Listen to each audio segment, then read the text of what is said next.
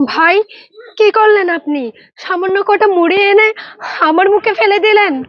ভাই শুনেন, আমরা গরিব হইতে পারি, কিন্তু ইফতারের কোনো অভাব আমার ফ্যামিলিতে আমি রাখি নাই।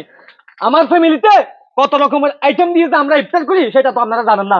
সামান্য কয়টা মুড়িই না মুখের উপরে মাইরা দিলেন। রাজাব, নাটক কম কর। কি দিয়ে কি করস, কয় আইটেমের কি ইফতারি করস সেটা আমার জানা আছে। দিছস তো আমার ছোট বোনের জীবনটা নষ্ট করে দিছস, পুরো লাইফ শেষ। ভাই শুনেন, ভুল কথা বলবেন না।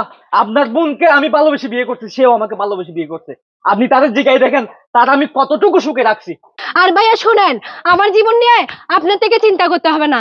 আমি এই গরিবের বাড়িতে আছি, অনেক সুখে আছি। অন্তত আপনাকে আমার জীবন নিয়ে চিন্তা করতে হবে না।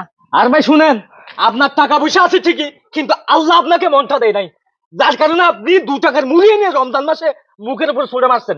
আপনি এই রমজান মাসে এই ধরনের একটা নিছু কাজ কিভাবে করতে পারলেন? আমার ভাবতেও ঘৃণা লাগতেছে।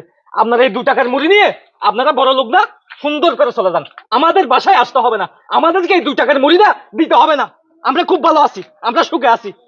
এ বলো না, তোমার ভাইকে কিছু বলো। হ্যাঁ ভাই, ঠিকই বলেছে আমার স্বামী। আপনার এই 2 টাকার মুড়ি আমাদের লাগবে না।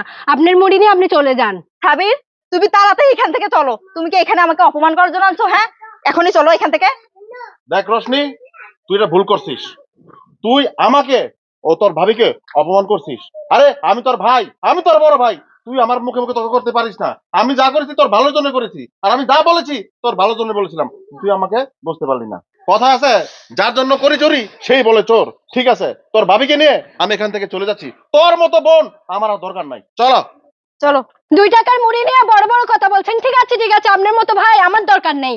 যে ভাই আমার স্বামীকে সম্মান করতে পারে না, সে ভাইয়ের আমার দরকার নেই। দেখো, আমার ভাইয়ের কারণে আমি তোমার কাছে লজ্জিত।